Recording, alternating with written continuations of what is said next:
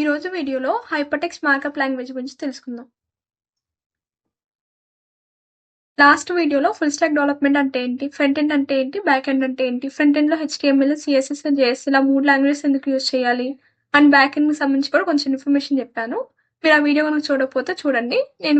నేను డిస్క్రిప్షన్లో ఆ వీడియోకి లింక్ ఇస్తాను. హెచ్టిఎంఎల్ అంటే హైపర్టెక్స్ట్ మార్కప్ లాంగ్వేజ్ అని అర్థం. ఇక్కడ హైపర్ టెక్స్ట్ అంటే ఇది ఒక నార్మల్ టెక్స్టే, బట్ ఏంటంటే ఈ టెక్స్ట్ మీద క్లిక్ చేయగానే మనం వేరే వెబ్సైట్కి రీడైరెక్ట్ అయిపోతాం. అందుకని వీటిని హైపర్ లింక్స్ అంటాం. హైపర్ టెక్స్ట్ అంటాము, వీటిని హైపర్ లింక్స్ అని కూడా అంటాం అనమాట. సో ట్యాగ్స్ ద్వారా కోడ్ కనుక రాస్తే ఆ లాంగ్వేజ్ ని మనం మార్కప్ లాంగ్వేజ్ అనొచ్చు. హెచ్టిఎంఎల్ అండ్ ఎక్స్ఎంఎల్ లో ట్యాగ్స్ ద్వారా కోడ్ రాస్తారు కాబట్టి వీటిని మార్కప్ లాంగ్వేజ్ అంటారు అనమాట. ఇక్కడ చూస్తే H1 దీన్ని స్టార్టింగ్ ట్యాగ్ అంటారు. ఈ /H1 అనేది ఎండింగ్ ట్యాగ్ అనమాట. ఈ రెండింటి మధ్యలో ఉన్నది ఈ H1 సంబంధించిన కంటెంట్ అనమాట. ఇది కొంచెం పెద్ద సైజు కనపడింది. ఇది పారాగ్రాఫ్ ట్యాగ్. ఇది కొంచెం చిన్న సైజు కనపడింది దీంతో కంపేర్ చేస్తే. ఇదేమో బటన్ అనమాట. దీని మీద క్లిక్ చేయగలుగుతాము. సో అలాగా బటన్ ఇది. ఇక్కడ చూస్తే దీని మొత్తాన్ని కలిపి H1 ఎలిమెంట్ అంటారు. దీన్ని పారాగ్రాఫ్ ఎలిమెంట్ అంటారు. దీన్ని బటన్ ఎలిమెంట్ అంటారు. సో ఇలాగా డిఫరెంట్ ఎలిమెంట్స్ ఉంటాయి అనమాట HTML లో. వీటి గురించి నెక్స్ట్ సెషన్ లో తెలుసుకుందాము. ప్రస్తుతానికైతే గుర్తుపెట్టుకోండి, వీటిని ట్యాగ్స్ అంటారు. దీన్ని స్టార్టింగ్ ట్యాగ్, దీన్ని ఎండింగ్ ట్యాగ్ అంటారు. Okay, next history of HTML గురించి తెలుసుకుందాం. 1989 టు 1990s లో ఇంటర్నెట్ అనేది బాగా బూమ్ అవుతుంది. అప్పుడు ఏమనుకున్నా అంటే సైంటిస్టులు అందరూ మనం ప్రపంచంలో ఎక్కడున్నా సరే ఒక పర్టికులర్ ఇన్ఫర్మేషన్ ని యాక్సెస్ చేసుకునేలా ఉంటే బాగుంటుంది అనుకున్నారు. అప్పుడే వరల్డ్ వైడ్ వెబ్ అనే కాన్సెప్ట్ ని డిజైన్ చేశారనమాట. వరల్డ్ వైడ్ అంటే ప్రపంచం మొత్తం కూడా ఎక్కడున్నా సరే యాక్సెస్ చేసుకునేలాగా. వెబ్ అంటే వెబ్సైట్ కి ఒక చిన్న షార్ట్ ఫామ్ లాగా అనుకోవచ్చు. ఇక్కడ చూస్తే మామూలుగా ఒక స్పైడర్ వెబ్ ఎలా ఉంటుంది, ఒక దానితో ఇంకోటి, ఇంకో దానితో ఇంకోటి లింక్ అయ్యి ఎలా ఉంటుందో సేమ్ అలాగే ఇక్కడ చూస్తే ఈ వెబ్సైట్ ఉంది చూసారా, ఈ వెబ్సైట్ నుంచి మనం ఈ వెబ్సైట్ కి లింక్ అయ్యాము. మళ్ళీ ఈ వెబ్సైట్ లో చాలా వర్డ్స్ ఉంటాయి. బయాలజీ అనే దాని మీద క్లిక్ చేస్తే బయాలజీ అనే వెబ్సైట్ కి రీడైరెక్ట్ అవుతాం. చూసారా, ఒక స్పైడర్ వెబ్ లాగా ఒక దాని నుంచి ఇంకో దానికి, ఇంకో దాని నుంచి ఇంకో దానికి మనం మారుతున్నాం కదా. సో దీన్నే మనం ఈ సింపుల్ గా వెబ్ అనుకోవచ్చు, వరల్డ్ వైడ్ వెబ్. అన్ని వెబ్సైట్ లో ఎందుకు స్టార్టింగ్ లో www. అని ఎందుకు ఉంటుంది అంటే .com చూడండి. ఇక స్టార్టింగ్ లో www.facebook.com అన్నారు. అంటే వరల్డ్ వైడ్ వెబ్ లో ఫేస్బుక్ అనేది ఒక పార్ట్ అని చెప్పడానికి స్టార్టింగ్ లో ఈ www. ని యూజ్ చేశారు. ఫర్ ఎగ్జాంపుల్ ఇక్కడే చూడండి, వికీపీడియాలో ఇలా www. అని యూజ్ చేయాలి. ఎందుకు యూజ్ చేయలేదంటే ఇది అంత మ్యాండటరీ కాదు.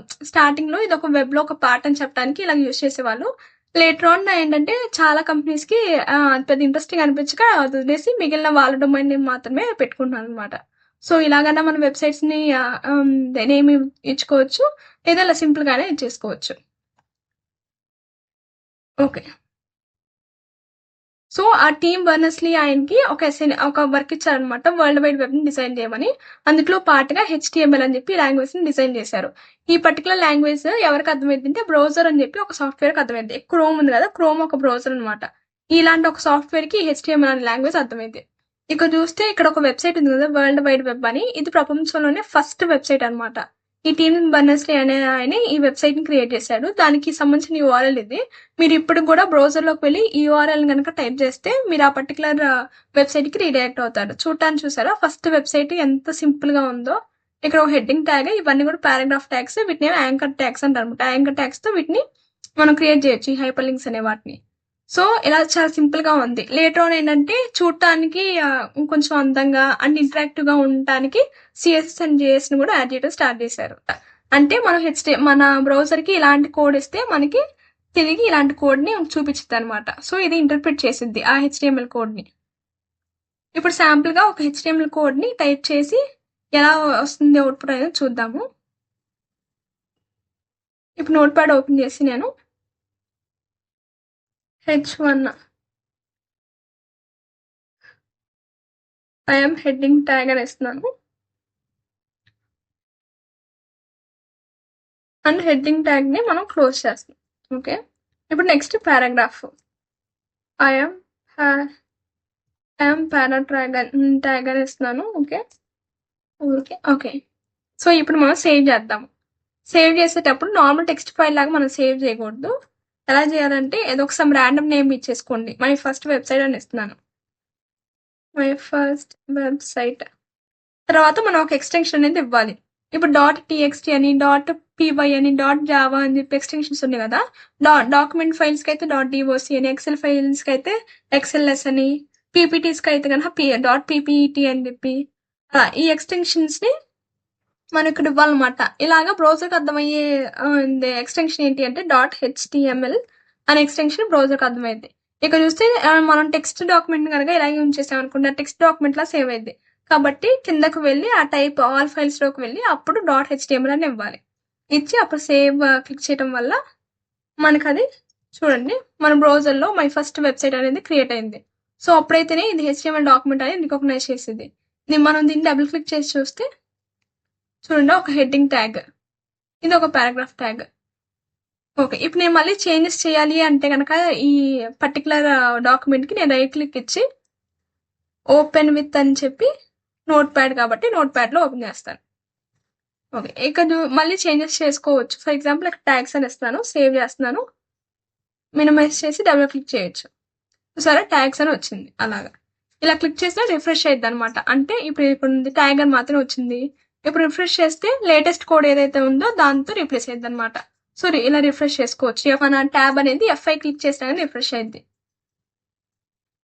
ఓకే, ఇది క్రోమ్ అనేది ఒక వెబ్ బ్రౌజర్ కదా. సో సిమిలర్ వెబ్ బ్రౌజర్స్ చాలా ఉంటాయి అనమాట మన సిస్టంలో. ఇక్కడ చూస్తే ఇంటర్నెట్ ఎక్స్ప్లోరర్ ఒక పాత విండోస్ వెబ్ బ్రౌజర్ అనమాట. అండ్ లేటెస్ట్ గా మైక్రోసాఫ్ట్ ఎడ్జ్ అనేది డిజైన్ చేశారు. సో వీటిలో కూడా మనం ఓపెన్ చేసుకోవచ్చు. నోట్ ప్యాడ్ తో పాటు మనం విజువల్ స్టూడియో కోడ్ లో కూడా ఎడిటింగ్ చేయొచ్చు అనమాట. అంటే టెక్స్ట్ ని ఎడిట్ చేయొచ్చు. వీటిని టెక్స్ట్ ఎడిటర్స్ అని కూడా అంటారు. అంటే టెక్స్ట్ ని చేంజ్ చేయటం అనమాట. రైట్ క్లిక్ ఇచ్చి విఎస్ కోడ్ తో ఓపెన్ చేసాం అనుకోండి. విఎస్ కోడ్ అంటే డిఫాల్ట్ గా రాదు, మనం ఇన్స్టాల్ చేసుకోవాలి. నోట్ ప్యాడ్ అయితే డిఫాల్ట్ గా వచ్చింది. ఓకే, ఇక్కడ చూసారా ఇది సేమ్ అదే నాకు ఇక్కడ విఎస్ కోడ్ లో ఓపెన్ అయింది. విజువల్ స్టూడియో కోడ్ అంటారు, షార్ట్ గా విఎస్ కోడ్ అంటారు. ఇక్కడ సమ్ బటన్ అని చెప్పి సబ్మిట్ అని అన్నా అనుకోండి. సో ఇక్కడ చూసారా నేను ఈ ఎండింగ్ ట్యాగ్ ని ఈ ఎండింగ్ ట్యాగ్ ని నేను టైప్ చేయలేదు, ఆటోమేటిక్ గా నేను బటన్ అనగానే ఎండింగ్ ట్యాగ్ అనేది అదే ఇచ్చేసింది. సో ఇలాంటి ఎడిటర్ యూజ్ చేయటం వల్ల ఇదే యూజ్ అనమాట. ఓకే, ఇప్పుడు రన్ చేసి దీన్ని రిఫ్రెష్ చేద్దాము. చూసారా ఇక్కడ బటన్ అని చెప్పి ఒక బటన్ వచ్చింది చూసారా. సో అదే ఇలాగ బటన్ ట్యాగ్స్ ని మనం ఇలా క్రియేట్ చేయొచ్చు. సో ఒక శాంపుల్ HTML పేజ్ ని చూసాం కదా ఎలా డిజైన్ చేయాలి అని చెప్పి. ఓకే, ఇంకా చెప్పాలంటే ఇంకా చాలా అప్డేషన్స్ ఉన్నాయి వీటిలో. వీటి గురించి మనం తర్వాత సెషన్స్ లో తెలుసుకుందాము.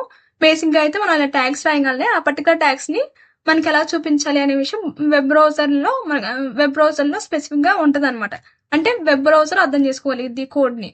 ఎలాగైతే పైథాన్ కోడ్ ని పైథాన్ ఇంటర్ప్రిటర్ అర్థం చేసుకోలేదు, అలాగే జావా కోడ్ ని జావా కంపైలర్ అర్థం చేసుకోలేదు. సిమిలర్ గా మన HTML కోడ్ ని మనం వెబ్ బ్రౌజర్ అర్థం చేసుకొని ఇంటర్ప్రిట్ చేసి మనకు అవుట్పుట్ చూపించద్దు అనమాట. ఇప్పుడు HTML వర్షన్స్ గురించి తెలుసుకుందాం. HTML బేసిక్ గా 5 వర్షన్స్ వచ్చినాయి. లేటెస్ట్ వర్షన్ 5th వర్షన్ అనమాట. HTML1, HTML2, 3, 4 and XHTML and HTML5 అనమాట. HTML1 లో ఏంటంటే మనం వెబ్సైట్ ని చూసాం కదా, ఫస్ట్ వెబ్సైట్ ని. ఆ వెబ్సైట్ లో హెడ్డింగ్ ట్యాగ్స్, పారాగ్రాఫ్ ట్యాగ్స్ ఇంకా అలాంటి బేసిక్ ట్యాగ్స్ అనేవి HTML1 వర్షన్ లో ఇంక్లూడ్ చేశారు అనమాట. అండ్ HTML2 వర్షన్ లో ఫార్మ్స్ అని చెప్పి ఇంకా దానికి రిలేటెడ్ కొన్ని ట్యాగ్స్ ని యాడ్ చేశారు. అండ్ HTML3 లో టేబుల్స్ అండ్ యాప్లెట్ సంబంధించిన ట్యాగ్స్ ని యాడ్ చేశారు. అండ్ 4 లో ఏంటంటే CSS అండ్ JS ని కూడా మన HTML ఇంటిగ్రేట్ చేసేలాగా డెవలప్ చేశారు HTML ని. ఓకే, నెక్స్ట్ XHTML అంటే XML బేస్డ్ HTML అనమాట. ఇది వర్షన్ 1 రిలీజ్ చేశారు 2000 లో. ఎందుకు అంటే ఒక ఏదైనా వేరే అప్లికేషన్ అనేది మన HTML డాక్యుమెంట్ కన్నా అర్థం చేసుకోవాలి అనుకుంటే ఆ డాక్యుమెంట్ అనేది చాలా స్ట్రిక్ట్ గా, అంటే ఒక పర్ఫెక్ట్ HTML డాక్యుమెంట్ లాగా ఉండాలి.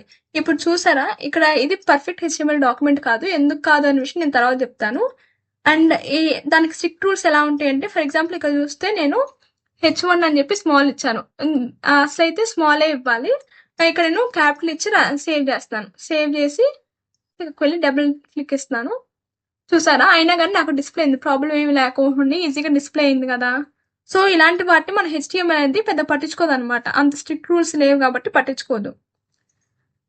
సో ఇలాంటి వాటిని మన HTML ఇగ్నోర్ చేసిద్ది, అదే మార్చేసుకుంది అనమాట. ఒక క్యాపిటల్ ఇచ్చారు కాబట్టి స్మాల్ కన్వర్ట్ చేసుకుందామని HTML కన్వర్ట్ చేసుకుంది, మనం వెబ్ బ్రౌజర్ కన్వర్ట్ చేసుకొని చూపించింది అనమాట.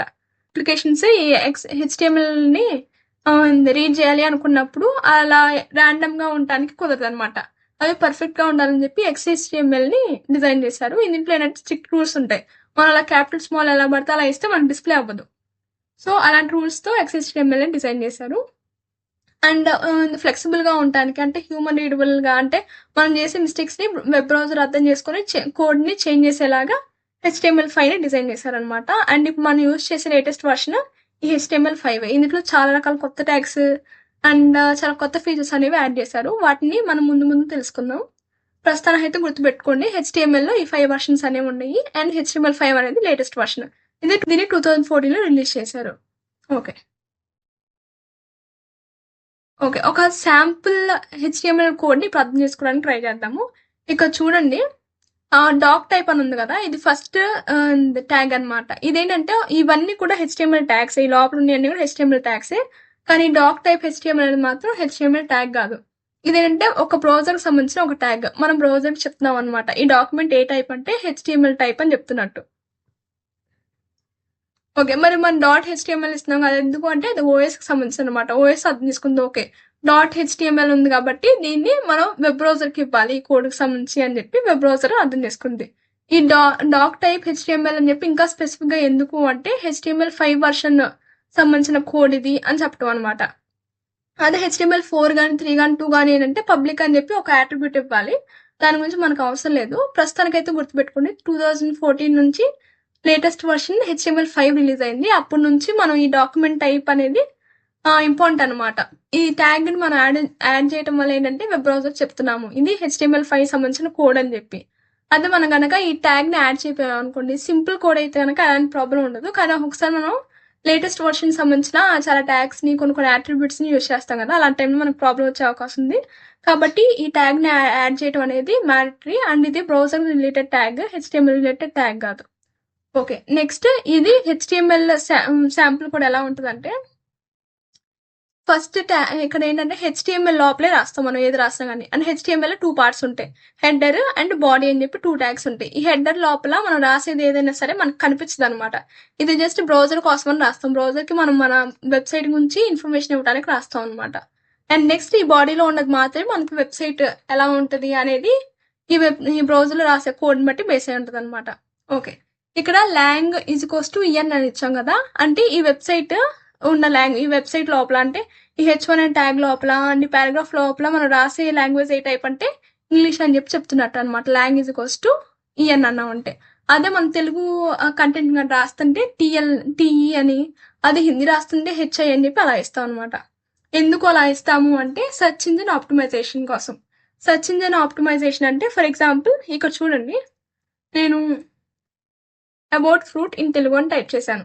ఇక్కడ నాకు ఫస్ట్ యూట్యూబ్ వీడియోస్ వచ్చినాయి, ఎందుకంటే చాలా మంది యూట్యూబ్ వీడియోస్ ఎక్కువ చూస్తారు కాబట్టి వాటిని ఫస్ట్ సజెస్ట్ చేసింది. ఆ తర్వాత నాకు తెలుగులో కంటెంట్ ఇచ్చింది, వికీపీడియాలోనే తెలుగులో ఇచ్చింది. నేను ఇక్కడ చూస్తే వికీపీడియాలోనే ఇక్కడ ఇది చూడండి, వికీపీడియాలోనే ఇంగ్లీష్లో ఫ్రూట్ గురించి ఉంది అండ్ వికీపీడియాలోనే ఇంగ్లీష్లో తెలుగులో ఫ్రూట్ గురించి ఉందన్నమాట. చూసారా? అండ్ దీన్ని రైట్ క్లిక్ ఇచ్చి దీన్ని డెవలపర్ టూల్స్ అంటారు. మీకు ఇప్పుడే ఇది అర్థం కాకపోయినా పర్వాలేదు, నేను దీని గురించి తర్వాత చెప్తాను. ప్రస్తుతానికైతే ఇక్కడ చూడండి, ఇక్కడ HTML క్లాస్ ఇక lang తెలుగు అని ఉంది. చూసారా? అంటే లాంగ్వేజ్ అంటే ఈ డాక్యుమెంట్లో కంటెంట్ అనేది తెలుగు టైప్ అని చెప్పి మనం ఎక్స్ప్లిసిట్గా చెప్తున్నట్టు అనమాట. నేను ఇప్పుడు అబౌట్ ఫ్రూట్ ఇన్ తెలుగు అని బ్రౌజర్లో టైప్ చేయగానే నాకు ఈ వెబ్సైట్ని ఎందుకు చూపించింది, ఆ వెబ్సైట్ని చూపించవచ్చుగా. ఎందుకు చూపించింది అంటే ఈ డాక్యుమెంట్లో lang తెలుగు అని చెప్పింది కాబట్టి ఈ డాక్యుమెంట్ నాకు బ్రౌజర్ చూపించింది అనమాట. సో ఇలాగా సెర్చ్ చేయడానికి అంటే బ్రౌజర్కి హెల్ప్ అయ్యేలాగా మనం కొంత ఇన్ఫర్మేషన్ అనేది ఇస్తాం అనమాట వెబ్సైట్ నుంచి. అంటే మన HTML ట్యాగ్స్ ద్వారా కొంత ఇన్ఫర్మేషన్ని బ్రౌజర్కి ఇస్తాము. ఓకే, నెక్స్ట్ ఇంకా ఎలాంటి ఇన్ఫర్మేషన్ ఇస్తామంటే మెటా ట్యాగ్స్ కూడా ఇస్తాము. PDF అంటే ఏం లేదు, ఎంత రేంజ్ ఆఫ్ క్యారెక్టర్స్ని ఇది సపోర్ట్ చేసింది. మనం వెబ్సైట్లో ఏంటంటే జస్ట్ ఇంగ్లీష్ వర్డ్స్ లేదా స్పెషల్ క్యారెక్టర్సే కాదు కదా, మనం తెలుగు, తమిళ్ ఇంకా డిఫరెంట్ లాంగ్వేజెస్కి సంబంధించిన అక్షరాలను రిప్రజెంట్ చేస్తాము. అలాగే కొన్ని ఇమోజీస్ ఇంకా చాలా రకాల క్యారెక్టర్స్ని రిప్రజెంట్ చేస్తాం కాబట్టి UTF-8 అని చెప్పి ఇక్కడ స్పెసిఫై చేస్తున్నాం అనమాట.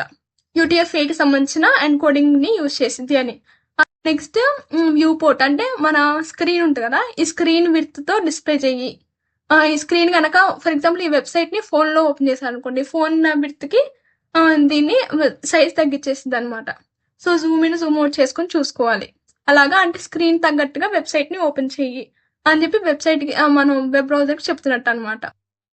Next description. ఈ డిస్క్రిప్షన్ లో ఏంటంటే మనం ఈ వెబ్సైట్ ని ఎందుకు క్రియేట్ చేసాము, ఇందులో ఎలాంటి కంటెంట్ ని యూజర్ చూడగలరు అనే విషయాన్ని ఒక 3 to 4 సెంటెన్సెస్ లో రాస్తాం అనమాట ఈ డిస్క్రిప్షన్ అనే ట్యాగ్ లో.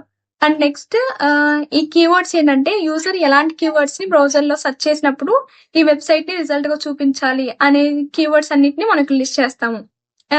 యూజర్ కనుక HTML, SEO, శాంపుల్, వెబ్సైట్ ఇలాంటి కనుక సెర్చ్ చేశారు అనుకోండి, ఈ వెబ్సైట్ ని రిజల్ట్ లో చూపించమని మనం చెప్తున్నట్టు అనమాట. అండ్ ఈ ఆథర్ ఏంటంటే ఎవరు ఈ వెబ్సైట్ ని క్రియేట్ చేశారు అనే డీటెయిల్స్ మనం ఈ ట్యాగ్ లో ఇస్తాము. అండ్ నెక్స్ట్ ఈ టైటిల్ ఏంటంటే మన వెబ్సైట్ నేమ్ ఉంటుంది కదా, ఫర్ ఎగ్జాంపుల్ facebook.com తీసుకోండి. ఇక్కడ facebook-log in or sign up అని చెప్పి ఉంది కదా, సో దీన్నే టైటిల్ అంటారు అనమాట. ఇక్కడ మనం ఏదైతే ఇస్తామో ఈ టైటిల్ లోపల మనం ఏ టెక్స్ట్ అయితే ఇస్తామో ఆ టైటిల్ అనేది మన మనకి ఇక్కడ ఓపెన్ అయ్యింది, ఇక్కడ కనిపించింది. లేదా డిఫాల్ట్ గా ఫైల్ నేమ్ ఏదైతే అది కనపడింది. సో ఈ మెటా ట్యాగ్స్ అంటే ఏం లేదు, సింపుల్ గా డేటా అబౌట్ డేటా. ఈ వెబ్సైట్ లోనే మనం చాలా డేటాని చెప్తాం కదా. ఈ మెటా ట్యాగ్స్ అనేవి సింపుల్ గా చెప్పాలంటే మనం వెబ్ బ్రౌజర్ కి ఇచ్చి ఒక డేటా అన్నమాట. అంటే మనం వెబ్సైట్ గురించి వెబ్ బ్రౌజర్ కి హెల్ప్ అయ్యేలాగా, వెబ్ బ్రౌజర్ కి సెర్చ్ ఇంజిన్ కి హెల్ప్ అయ్యేలాగా మనం ఒక డేటాని ఇస్తాం అనమాట మన వెబ్సైట్ సంబంధించి. మెటా అంటే అర్థం డేటా అబౌట్ డేటా అని. సో ఇప్పుడు ఇది చూస్తే ఇది ఒక శాంపుల్, ఒక ప్రాపర్లీ స్ట్రక్చర్డ్ HTML డాక్యుమెంట్ అన్నమాట. మనం ఇందాక ఒక కోడ్ ని రాసాము, చూడటానికి ఇలా ఉంది కదా, ఇదంతా స్ట్రక్చర్డ్ గా లేదు, అంత వెల్ స్ట్రక్చర్డ్ గా లేదు. కేవలం HTML, H1 tag, paragraph, button, title ఇవి ఉన్నాయి కదా. అందుకని ఈ టైటిల్ అసలు టాప్ లో ఉండాల్సింది మనం ఇక్కడ ర్యాండమ్ గా ఇక్కడ ఎక్కడో రాసాం, హెడ్ లోపల ఉండాలి, అసలు హెడ్ అండ్ ట్యాగ్ లోపల ఉండాలి. కానీ ఇలా రాసినా గానీ మనం వెబ్ బ్రౌజర్ అర్థం చేసుకుంది. కావాలంటే చూద్దాము. దీనికి మనకు అవుట్పుట్ వచ్చింది.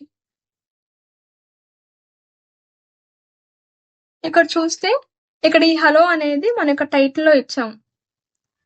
ఇక్కడ టైటిల్ లో ఇచ్చాం కాబట్టి ఇక్కడ హలో అనేది మనకి డిస్ప్లే, ఇక్కడ హలో అనేది మనకి డిస్ప్లే అయింది. ఇప్పుడు మనం రైట్ క్లిక్ ఇచ్చి ఇన్స్పెక్ట్ లోకి వెళ్దాం. అంటే వెబ్ బ్రౌజర్ ఎలా చూస్తుంది కోడ్ అనే విషయం మనకు తెలుస్తుంది అనమాట. చూసారా, ఇదే HTML అనే ట్యాగ్ క్రియేట్ చేస్తుంది, హెడ్ అనే ట్యాగ్ క్రియేట్ చేస్తుంది, బాడీ అనే ట్యాగ్ క్రియేట్ చేస్తుంది. హెడర్ లో ఏం పెట్టలేదు, మనం ఏమి స్పెసిఫై చేయలేదు కాబట్టి ఏం పెట్టలేదు. అండ్ బాడీ లోపల మనం ఇచ్చిన ట్యాగ్స్ అన్నిటిని కూడా లిస్ట్ చేసింది అనమాట. టైటిల్ కూడా ఇక్కడ లిస్ట్ చేసింది. సో అయితే హెడ్ లో ఉండాలి కాబట్టి ఇలా ఇంప్రాపర్ గా స్ట్రక్చర్ చేసింది కాబట్టి మనం ఇలా కాకుండా మనమే ఎక్స్ప్లిసిట్ గా స్ట్రక్చర్ ప్రాపర్ గా ఇవ్వాలన్నమాట.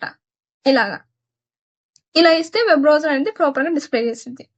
సో మనం ఇలాగా సో ఇప్పుడు మనకు అర్థమైంది. ఈ డాక్ టైప్ అంటేనేమో HTML5 అని చెప్పటం, lang.tng అంటేనేమో ఇంగ్లీష్ లో ఉంటుంది కంటెంట్ వెబ్సైట్ లో అని, అండ్ ఇవన్నీ మెటా ట్యాగ్స్, అండ్ ఇదేమో టైటిల్, అండ్ ఈ బాడీ లోపల మనం ఏదైతే రాస్తామో అదే వెబ్సైట్ లో మనకు కనిపించింది అనే విషయాలు తెలుసుకున్నాం కదా. నెక్స్ట్ వీడియో నుంచి మనం ఏం చేద్దాం అంటే ఈ బాడీ లోపల ఉండే ట్యాగ్స్, డిఫరెంట్ ట్యాగ్స్ ఏంటో అవన్నీ తెలుసుకుందాము. అంటే ఒక వెబ్సైట్ ని ఎలా ప్రాపర్ గా డిజైన్ చేయాలి అనే విషయాన్ని తెలుసుకుందాము. So that's it. Thank you.